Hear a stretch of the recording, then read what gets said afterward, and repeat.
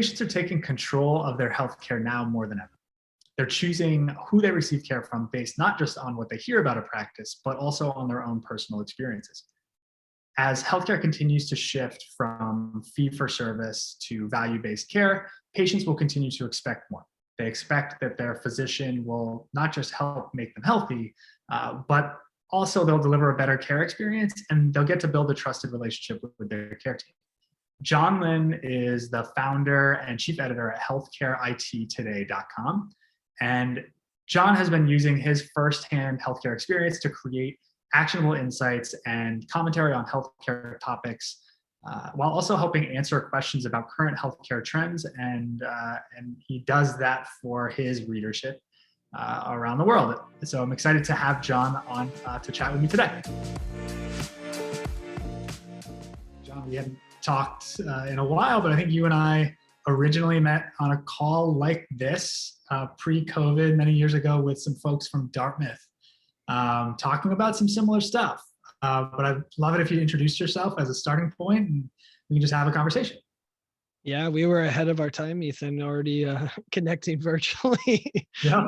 No, but it's, I appreciate you having me on. And, as you mentioned, I'm the founder, chief editor at healthcareittoday.com, which we've been publishing for 15 years, all health IT content all day, everything is health IT, interestingly enough for me, that's my life, I guess. So, we've published about 14,000 articles. We have 30,000 email subscribers, 100,000 Twitter followers. So just a really good community of health IT professionals that we bring together on our site at events back, of course now virtual, but back when we could meet in person, we did that as well.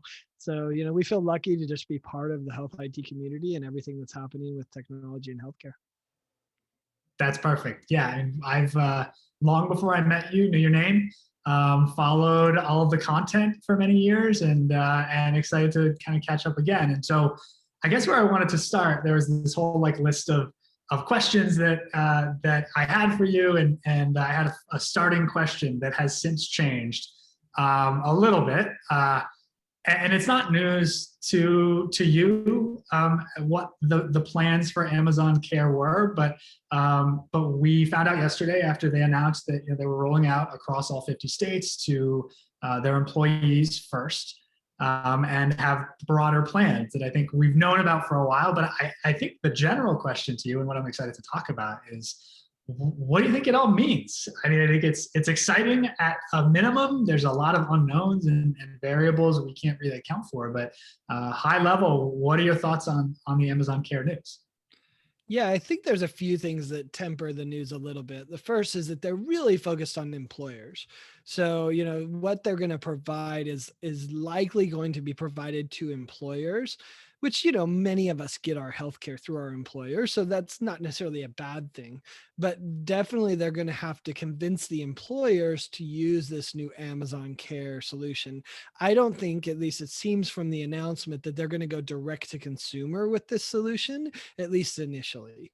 And so, let's temper the expectation a little bit there that, hey, if your employer's on board, then you may really benefit from it. But if they're not, well, you may be waiting for a little while and you may actually be mad at Amazon that you don't have access to it. So I think, that's exciting if your employer has it. And the reason it's exciting is the company that they've partnered with to be able to do this Amazon Care is someone who started out doing care in New York, and they wanted to do care in a really unique way.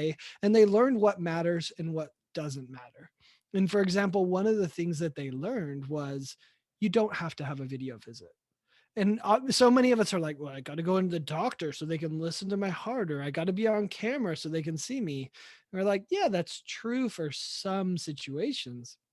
But for many of the things that we need to see a doctor for, all you need to do is talk to them or text them, give them the information, and they can help alleviate your fear, or, help give you the information you need to treat it. And then if it gets worse, you can, of course, escalate it to an office visit or a telemedicine visit. So I think that's what's exciting, is this shift from I have to be seen by the doctor in the office or on a video versus no, a text message is fine for a lot of the things that we need.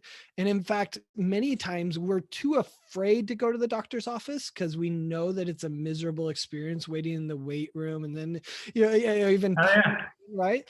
So, it's like, so I avoid it. Whereas if it's just a text message, hey, should I come in for this? I can get the care that I need, which previously I would have just avoided, which might have spiraled out of control. So I think from that perspective, that's a shift in mindset that's really exciting. Yeah, so I think you bring up a really good point around the employer side of things. Like, what's the evolution of this thing, and what can we expect it to mean, short, medium, and long term?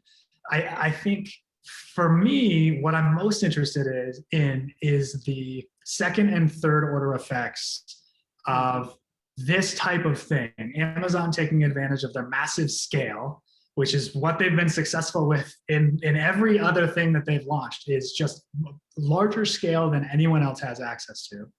And the second and third order effects of changing healthcare at scale, and what that means for traditional healthcare in terms of adapting to a changing landscape. And to your point, the realization that not everything has to be in person, not everything can be on video, and there's some sort of place in the middle that we end up landing based on being forced kind of down this path and understanding what it all means. So I guess a follow-up question would be thoughts on impact it has on traditional healthcare as it continues down this path to a direct-to-consumer Amazon care model in 2022 or whenever that is. Yeah.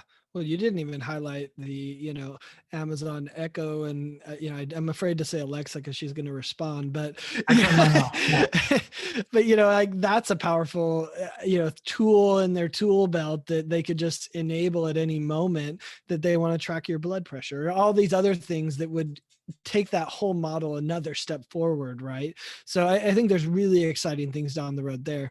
As far as the impact to healthcare, I'm really interested to see how it evolves, whether they go to direct to consumer or not. Because what's interesting for me when I look at, and this is true for Amazon, Google, Microsoft, any of these big players, it's like, are they really going to lower the cost of healthcare, or are they just going to profit off the dysfunction of our healthcare system? And in many ways, are they just going to eat at the low hanging fruit that every doctor makes their money off of, and kind of, in for lack of a better term, screw them over by taking off those profitable patients in a different way? I'm not sure it's going to fully play out that way, but there's definitely some risk there for a healthcare organization that doesn't embrace digital transformation. My friend Ed Marks wrote something. He said, hey, I think it was Ed Marks, or it might have been his partner Patty. He said something like, if you're not part of the digital transformation, well, when it rolls by, you're going to get smashed, right? Sure. So I thought that was an interesting description, because it's true, right? If you're not part of this, if you're not enabling this for your patients, then when the Amazons come rolling through, they're not going to care. They're going to roll you over. But if you already have those services, then your patients will say, well, why would I go to Amazon Care? I already get it from my doctor. So I think that's the thing doctors should be thinking about, is how can I provide these consumer friendly services in order to retain my patients? Because most patients do want a relationship with their doctor of some sort. They don't necessarily want a relationship with Amazon. But what we've proven time and time again is that patients will choose convenience over that relationship, because they don't have a good way to measure quality of care. So if I can't measure quality, well, I can measure convenience, and I'm going to choose that over some sort of relationship that may be more quality, but I don't really know. Yeah, that's a really good point. I think, well, two things. One, I'm pretty sure that was an Ed Marks tweet that I also saw. He drops some really valuable nuggets pretty frequently around the patient experience that I love. So, but I think to your point, the convenience thing, certainly the younger demographic, convenience and growing up in the digital world, being digital natives, convenience is baked into everything. I think healthcare is complicated, and as we get older, we begin to realize that convenience doesn't necessarily solve for the complexity that is healthcare for your average American as we continue to get older. And so I think there's some really smart people.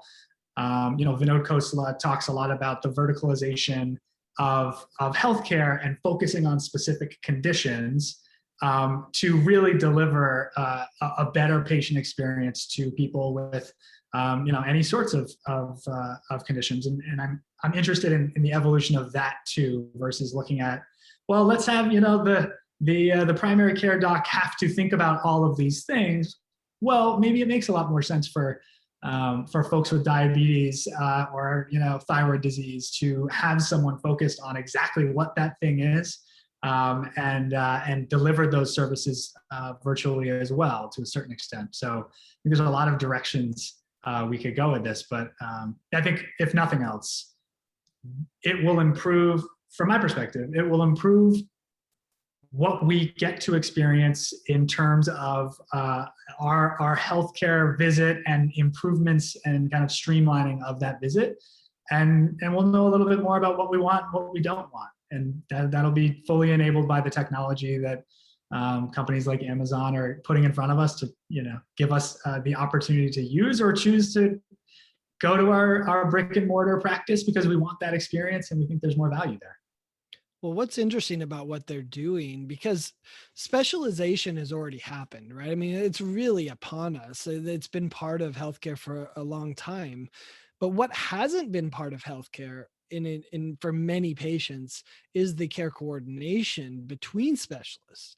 And in many ways, Amazon Care and what they're doing is kind of providing a level of care coordination that is needed. And so, it's interesting. Is Amazon Care going to really be the doctor? Or is it going to be the care manager? Sunny Terra from Care Cognetics wrote an article on our site, Healthcare IT Today, where he said the care manager is going to be more influential in healthcare than the doctor.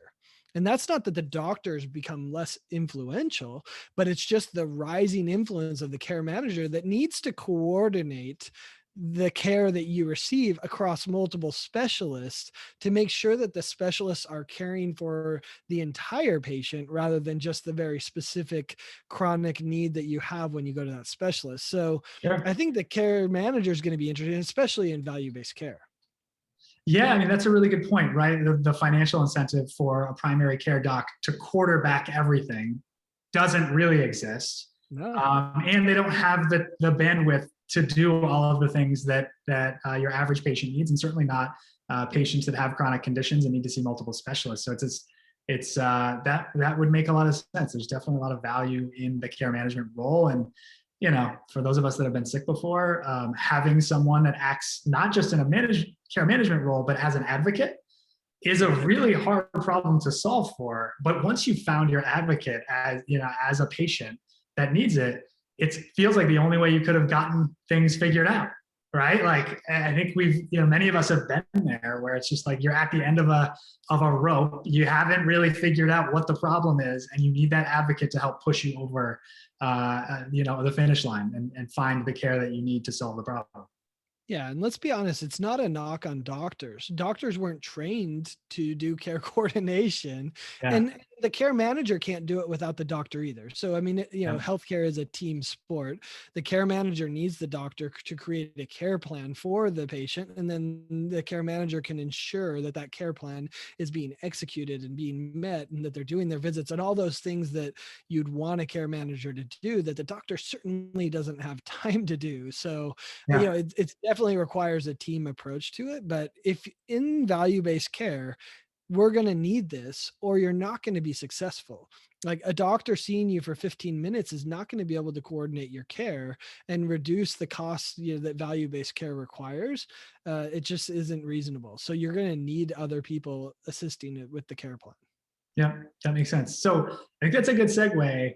You mentioned Sunny Tara about, and I know DocBeat is something that you had been involved with for a while, and thinking about patient experience even before that. Like, before we kind of like fully shift to patient experience and what things feel like today and where they're going, when did you start kind of down the patient experience path, and kind of, I guess, focusing on how technology can help solve for some of these problems.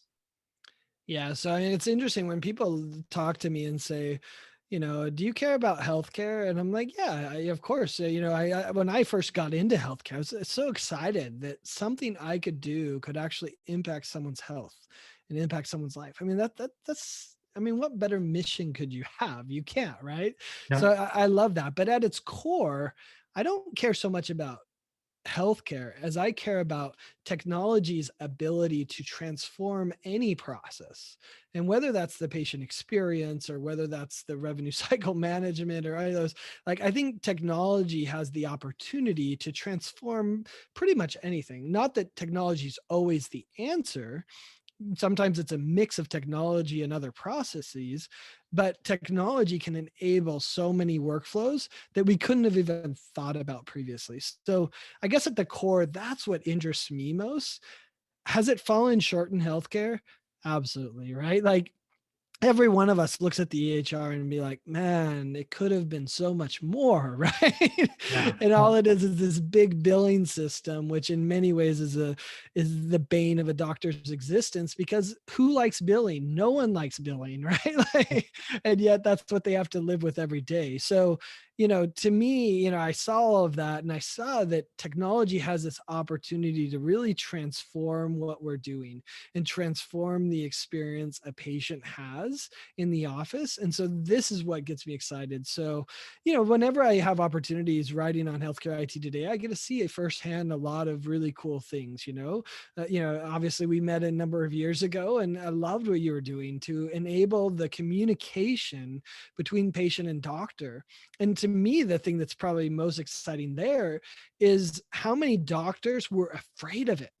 They're Yeah. afraid of enabling the communication with patient. And we saw that with Sunny and DocBeat as well. It's like doctors were scared. They're like, wait, they're going to have access to me. They're probably going to abuse it. Right. And you're just like, Yeah. do they abuse your phone? Like, Yeah. so it's Yeah. like, I think helping to overcome those misconceptions with people is one of the most exciting things that I get to do. Yeah, I think, you just rattled off a bunch of things that, like, I've said, thousands of times probably at this point. To your point, I think one of the things that's come up a lot over time in talking about messaging versus the telephone, and certain patients taking advantage of technology, to I guess add to the workload of a doctor and the staff. What I think is the most important part of all of that, and it's not just in healthcare, it's everywhere, is you can't design for the 1%. You have to design for the 99%. So don't stop delivering an amazing experience to 99% of your patients because you've got that 1% that may use it in a way that you don't really prefer. Yeah. Instead, build tools or use tools that give you the flexibility and control over that conversation to an extent where that's not a problem. That's what technology gives us the ability to do, where other mediums don't, right? I mean, the phone call, if the phone's ringing, the phone's ringing. And there's nothing you're going to do about that. You're going to answer it or you're not, but the phone is ringing. And it's ringing for you, and you are the bottleneck as that one person that it's ringing for. When you talk about text, and you talk about being able to manage these conversations with a team of people, and delegate these conversations to people as they come in and respond in an asynchronous way, you're giving yourself a lot of control over that situation. And those 99% of patients are going to be really grateful that you've changed the experience and focused on giving them the convenience and kind of access that everyone hopes for as a patient. Not a lot of us get it, but it's what we've all wanted, right? So anyway, you've lived through a lot of the same things, a lot of the same conversations. Yeah. And what's fascinating and ironic about this is that patients don't want to reach out to you, right? Like, Yeah. none of us want to go to the doctor. None of us want to reach out to the doctor because it's just fun, like let's focus on our health, right? Like that's not what we want to do. In fact, when you look at value-based care, we actually have to try to convince them to get care, right? Like Yeah. So it's ironic that, we want to like somehow stop them from doing it. But now if we're moving into value-based care, oh no, can you please communicate with me so that I can care for you the right way? And so it's like we almost have to flip that paradigm for the new reimbursement models, right? Where you need to have a relationship with them and you need their engagement. And guess what? Everyone that's been trying to do this, whether it's an ACO or some chronic care management effort, they've had challenges getting the patient to respond. It's not the problem that they're actually abusing it, Yeah. because none of us want to consume healthcare. That's not fun. We don't want to do that. Instead, they're trying everything they can to get you to actually engage with your healthcare so that they Yeah. can lower costs. So, it's just really ironic how, as you described, the 1% kind of hurts us everywhere else. We're trying to convince them to actually engage with us. Yeah. Yeah, absolutely. I think there's so much that we can learn from consumer experiences in other spaces. Looking to how we live our normal lives, we don't want to spend time dealing with healthcare. It's not a good feeling. It's rarely ever fun. And there's better experiences that I think we can hope for as patients. And in healthcare, the challenge is always where's the alignment? Where's the financial alignment so that practices can keep the lights on? What can they and can't they do in the 8 hours that they have every day? And that's really where the biggest challenge is. I think every doctor wants to provide the best possible care to their patients. They want their patients to be healthy. There are just these constraints of Yeah. the system that make it really hard to do that. And so, I think using technology in the right way to optimize care, to really deliver better care in the time that you have is kind of the best that we can hope for now. And I guess that's kind of a good segue. I skip around a little bit on questions, but I guess as we think about value-based reimbursement and finding that financial alignment, we've been talking about value-based reimbursement for a really long time, and we've been slowly moving there. Does that speed up? I was having this conversation with someone else today. Does that speed up because of the last year and COVID? Is there any change in the pace at which value-based reimbursement will continue, or what are your thoughts on it? Yeah, I mean, trying to predict value-based reimbursement means you have to predict the government and payers, which I think is is always a challenging thing to do, right? Because Yeah. they work so slowly, and I think that's the problem. Has COVID impacted it? Well, we saw the explosion of telehealth, which I think will enable a lot of the value-based reimbursement models to be more effective, right? It gave an understanding that patients are willing to do this. And it also educated a bunch of doctors that, hey, this isn't so bad. I could do this and I can care for a large number of conditions that my patients have through telehealth. Now, have the reimbursement models caught up with it? Not fully. I mean, they did pretty good during COVID in that regard, but there's still a ways to go. So, it's a tough question to ask, right? And to know the answer to, because we have to predict what government will do. But that Yeah. said, like, I think now we're going to have the data around telehealth visits and things like that that's going to help them better understand, oh, you know what, these models actually do work and they did lower costs. And we can do that analysis, which will then lead to the legislation, which will lead to the regulation and reimbursement that will allow for value-based care to come. So I'm hopeful that this data will help to drive that forward, and that the data will be good. I mean, I think we still, it's an open question. What was the impact of all these telehealth visits, and did more people come in than would have previously because it was so easy to do a telehealth visit? And what was the impact of that? Did it avoid some downstream effects and all that, right? So we have a really interesting test case over the last year, and they're going to dive into the data. Some really smart researchers and the people at the payers are going to say, what does this mean? Yeah. And I think we're going to find out. And hopefully that data comes out really positive and says, yeah, these models are incredible. Let's do more and more. But what's interesting is there was this effort going on before COVID, right? I mean, this shift was happening, and we've been talking about it for a while. But every organization, pretty much, at least a reasonable size, has some sort of value-based effort going on.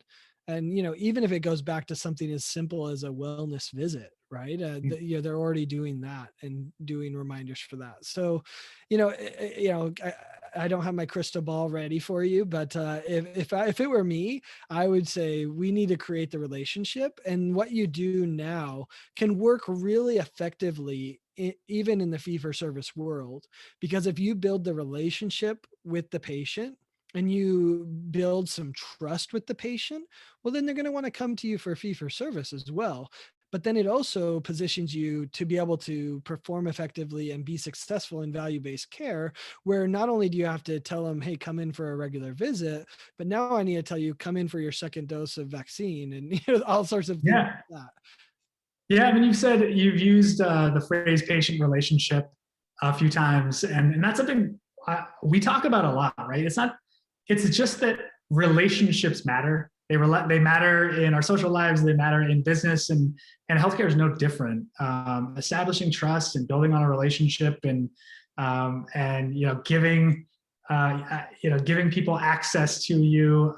These are all kind of parts of this holistic idea of a relationship in healthcare. And the constraints, again, are just like the reimbursement model, the hours in a day. But I do think that everybody that got into healthcare, for the most part, got into healthcare because they want to help people, they want to build patient relationships, and they'll do everything they can to get to a point where that's what they're delivering as a part of their care. And that's kind of our hope too, is just what we do in focusing on the patient conversation is only a piece of that relationship, but it's an important piece.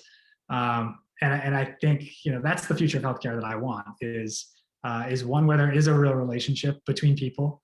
I think this is we could go in a few different directions here, but there's a lot of talk, and there has been for years, about AI chatbots, and I think there's some value that can be delivered there to a certain extent, but that ultimately, healthcare is it's a lot about personal connections and humans interacting with each other, because healthcare is emotional, right? When you're sick, it's not the same thing as buying something on Amazon, or going to CVS and picking up a prescription necessarily. It comes down to humans taking care of humans in many cases. So that's where we want things to go, I think.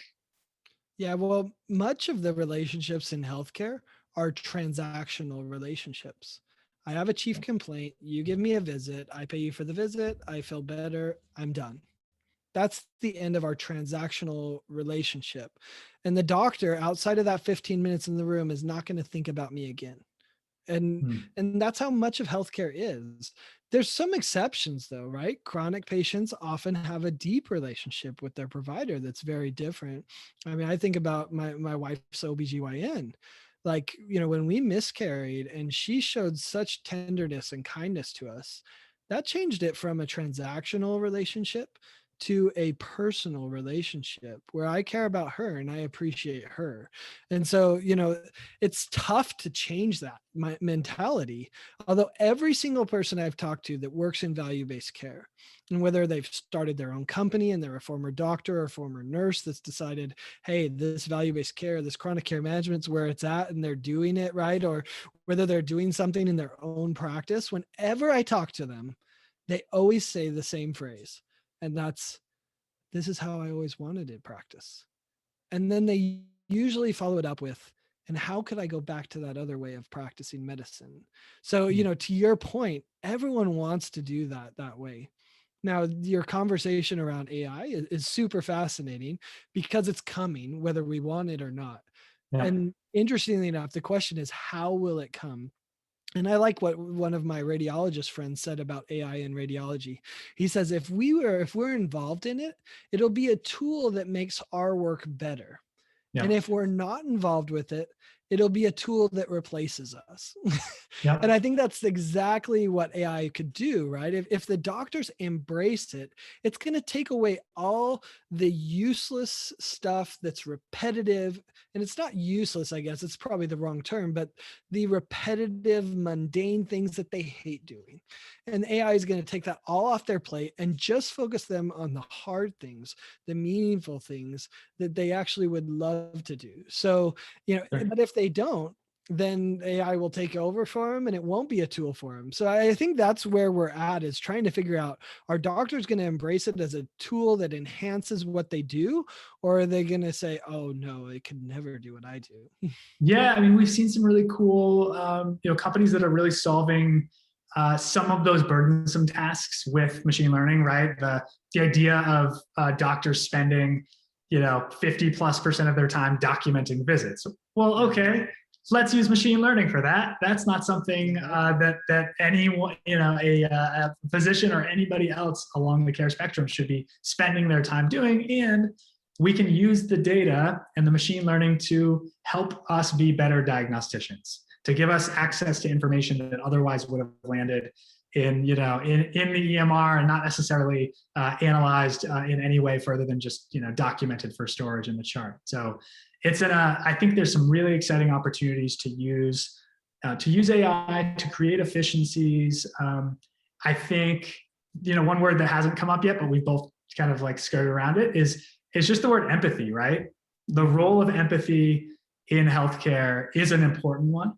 And I don't think that's going away. I think it's just, what tools can we leverage in some of those cumbersome tasks that don't really require a physician to be sitting there doing, so that they have time and bandwidth to be the type of physician that they want to deliver care through empathy in as many situations as it warrants. So anyway, I think there's a lot of potential, and I think the convergence of the human touch and machine learning it's going to be exciting to kind of see how it all unfolds.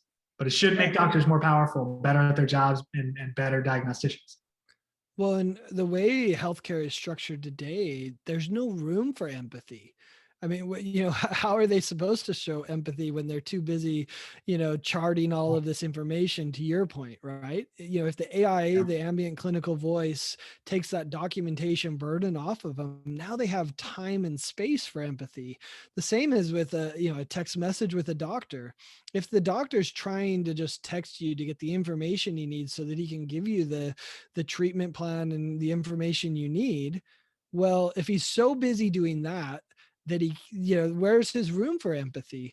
Whereas Yeah. if the AI had already taken care of that and collected all the information from the patient, so that then the information was all there, now the doctor has time to give you the care plan and show you some empathy. So, obviously that's a pretty rosy look, and there's going to be bumps along the way that's going to definitely burn doctors out when the AI does it wrong, and so then they're actually frustrated rather than showing empathy. But Yeah. that's going to be part of the process of where we need to get to. Sure. Well, okay. So I'm interested in, this has been obviously a crazy year. What we saw with, kind of back to telehealth, what we saw was this immediate surge in telehealth visits, where, larger organizations were doing upwards of, 50+% of their visits that were going to be in person are now telehealth. We've then kind of seen those subside back to not levels that they were at before, still exponentially higher than they were before. In a fully post-COVID world, again, this is kind of a crystal ball question. We get out of this, and vaccinations are abundant, and everybody's feeling good and out and about. Where does the telehealth number land? And again, I don't have an answer to this. You may not either. I'm just curious about where we as patients will actually want an in-person experience again, versus doing the app thing that we're all kind of a little bit exhausted of. Yeah, so I'll pull out my crystal ball for this one. This is one I've thought a lot about, and the only caveat is, where will telehealth reimbursement go? Because that could really change it. I think it could change it 5 to 10% either way, right? So if it doesn't come through, it could be 5 to 10% less than what I'm about to predict. And if it comes through, it could be 5 to 10% more. But if you look at it and say, okay, yeah, we got up to 50, 60%, of telehealth visits. My feeling is that homeostasis for telehealth is going to be somewhere in the 15% range. And those that are, maybe less into it, maybe down to the 10%, right? We'll have a few get up to 20, but I think, on average, it's going to be about 15% of visits are going to be telehealth. And then we're going to see a slow increase, right? Over time, where patients are more comfortable with it. Doctors find ways to incorporate it better. Health systems force doctors to do it. We'll see a bunch of those things. So then it will be a nice linear growth path from there. But I think 15% is right about where we're going to be as far as how many telehealth visits are going to be long term. Okay. Well, the predictions on the books. We'll have to circle back to this. That's great. I'm glad you thought about that because having a hard number, I've thought a lot about it as well. I just I'm not bold enough to make a prediction quite yet. I don't have enough inputs, and I'm so unsure about where everything goes in the next year. I mean, if I have these moments like probably everyone else where I'm sitting there and I'm like, wow, if you would have told me 12 months ago that I would be, insert thing here, like I would be, on a website looking up how to get a vaccination, like refreshing this website on how to get a vaccination sooner than or as soon as possible, I never would have believed it. So anyway, it'll be interesting to see how that plays out. I think the problem is that patients really loved it. I Yeah. think for the most part, patients loved it. But what's interesting is we always knew patients loved it because telehealth transforms the patient's experience, but telehealth doesn't transform the doctor's experience at all. If anything, they might actually get paid less doing telehealth than if they did it in person. So many people say, oh, the genie is not going back in the bottle. I was like, don't underestimate the power of how it was previously, because the only reason many of those doctors went to telehealth is because the value equation changed for them. Their choice was see no one or do telehealth. And Yeah. that's a very different value equation than what we have today, which, okay, you can go into the office and you're going to wear a mask and we're going to have to do some digital check-in and some things like that, but it's doable. So, if they can get reimbursed properly, then there will be a decent number that say, okay, let's do it because it's right for the patient, because it transforms the patient's experience, but it does nothing for the doctor. And that's what I think many people are like. I mean, we said this even before COVID. Why isn't telehealth adopted? It doesn't help the doctor. It may actually hurt him. So you think doctors should do this? Yeah, no, that's a really good point. I mean, because you've thought a lot about this, you might have some insight into this as well. But I've realized that the more I talk to physicians about their telehealth experience and what they like and don't like about it, I hear the same thing over and over. And that is there are observations that you can make in person that absolutely today do not translate digitally. And that could be anything from you have a patient in your office that maybe had dealt with alcoholism, and there are senses you no longer have access to help you figure out what's going on. Is this person a smoker? What else can't I learn from being on video that I used to be able to observe in person? And so I think the opportunity there is, as the technology evolves, and obviously there's a regulatory component of this to make it worth doing, but as the technology evolves and we start talking about internet connected devices that can provide readings to kind of augment some of what would have been an in-person experience, but all through the phone, right? How can I do everything from from getting temperature to anything else because of connected devices? I think maybe those things start to help, and I also think machine learning, to help doctors think kind of real time about what's going on.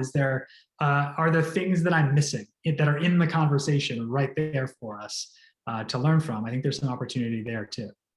Yeah. I think it was a decade ago, I was talking to a doctor about his visits, and he went through his whole schedule and he said, okay, how many of these did I need to see the patient? And his estimate, looking at his schedule, which is, this is anecdotal, he's like 60 to 70% of them I didn't have any need to actually see them. I Mm. could have just talked them through, heard their symptoms, and been able to do the diagnosis. So there's a large number of things where you don't need it. And the counter to your point, as far as, oh, could I smell their breath and, understand something about them? Yeah. Certainly that's a negative. And there's certain situations where that's true. But we're actually hearing many stories from doctors that are doing telehealth that are like, hey, we got insight by seeing their living situation Ah, that helped us understand how to diagnose them better and how to give them an effective treatment plan.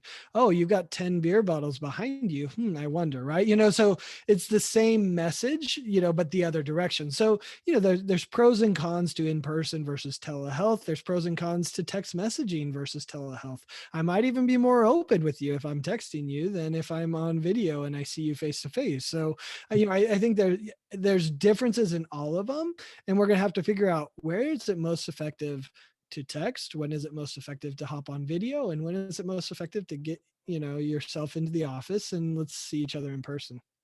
yeah, I think we're going to learn a lot about, to your point, when we dig into the data and we start thinking about what it means from the past year. What are the takeaways?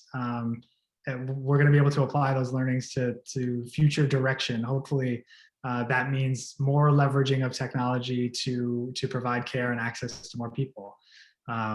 So anyway, it'll be an exciting next 12 months. Hopefully, we'll go in a more positive direction and come out on the other end feeling good about all of it. John, I'm sure I missed some questions, but this has been a great conversation. I've actually been excited to talk to you for a little while now. It's so much has changed since we last spoke, but I'm excited to do it again sometime. This has been great. Definitely. Thanks for having me. I really enjoyed the discussion.